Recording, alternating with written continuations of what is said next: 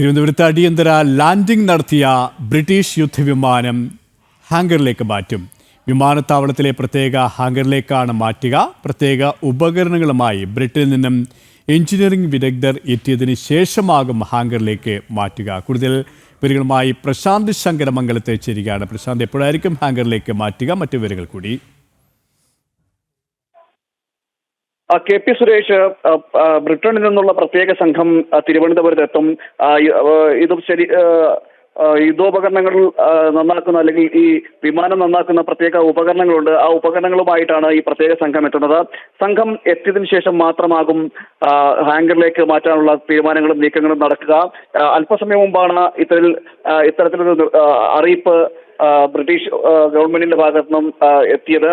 നിലവിൽ തിരുവനന്തപുരം അന്താരാഷ്ട്ര വിമാനത്താവളത്തിൽ തന്നെയാണ് വിമാനമുള്ളത്. അതിൽ ഉദ്യോഗസ്ഥരടക്കം എത്തിയതിനു ശേഷം മാത്രമാണ് ഈ ഹാങ്കറിലേക്ക് മാറ്റാനുള്ള നീക്കങ്ങൾ നടക്കുക. ഭാരതം ഒരു നിർദ്ദേശം മുന്നോട്ട് വെച്ചിരുന്നു. ഈ വിമാനത്താവളത്തിലെ ഹാങ്കറിലേക്ക് മാറ്റിക്കൊണ്ട് നിർമ്മാണ പ്രവർത്തനങ്ങൾ, അറ്റകുറ്റപ്പണികളെല്ലാം നടത്താമെന്ന്. അത് ആദ്യം അംഗീകരിച്ചില്ലെങ്കിൽ പോലും പിന്നീട് നിലവിൽ അത് അംഗീകരിക്കുന്ന നിലപാടിലേക്കാണ് എത്തിച്ചേർന്നത്. എന്തായാലും ഭാരതത്തിന്റെ നടപടികളോട് അവർ ബ്രിട്ടീഷ് സർക്കാർ നന്ദി അറിയിക്കുകയും ചെയ്തു. ഹൈക്കമ്മീഷണർ നന്ദി അറിയിക്കുകയും ചെയ്തു. കാരണം ഇത്രയും ദിവസം ഈ ലാൻഡ് ചെയ്യാനുള്ള അവസരം നൽകുകയും വിമാനം സംരക്ഷിക്കുകയും ചെയ്തു. അതിന് നന്ദി അറിയിക്കുന്നതായും അറിയിക്കുകയും ചെയ്തു. കഴിഞ്ഞ 14-ാം തീയതി രാത്രിയാണ് വിമാനം തിരുവനന്തപുരം അന്താരാഷ്ട്ര വിമാനത്താവളത്തിൽ അടിയന്തര ലാൻഡിംഗ് നടത്തുന്നത്.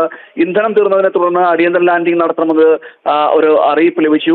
ഒരു ആവശ്യം ഉന്നയിക്കുകയും ചെയ്തു. തുടർന്ന് സർക്കാർ ഇത് അംഗീകരിക്കുകയായിരുന്നു. അതിനുശേഷം അടിയന്തര ലാൻഡിംഗ് നടത്തി. ലാൻഡിംഗിന് ശേഷം ഇത് വിമാനം പറക്കാൻ, അതായത് ഇന്ധനം തീർന്നതിന് ശേഷമാണ് ലാൻഡിംഗ് എന്നാണ് അറിയിച്ചത്. ഇന്ധനം നിറച്ച ശേഷം തിരുവനന്തപുരം അന്താരാഷ്ട്ര വിമാനത്താവളത്തിൽ നിന്നും പറക്കാൻ തുടങ്ങിയെങ്കിൽ പോലും ഹൈഡ്രോളിക് സംവിധാനത്തിലെ തകരാറ് മൂലം വിമാനത്തിന് പറക്കാനായില്ല. തുടർന്ന് അറ്റകുറ്റപ്പണികൾ പ്രാഥമിക ഘട്ടത്തിൽ നടത്തി. ആ അറ്റകുറ്റപ്പണികളിലും വിമാനത്തിന്റെ തകരാറ് പരിഹരിക്കാൻ കഴിയില്ല. കൂടുതൽ സംഘം ഷിപ്പിൽ നിന്നടക്കം, അതോടൊപ്പം തന്നെ ബ്രിട്ടനിൽ നിന്നടക്കം കൂടുതൽ സംഘം എത്തുകയും പരിശോധനകൾ നടത്തുകയും ചെയ്തു. എങ്കിൽ പോലും ഇതിന് പ്രശ്നപരിഹാരം കാണാൻ കഴിഞ്ഞില്ല.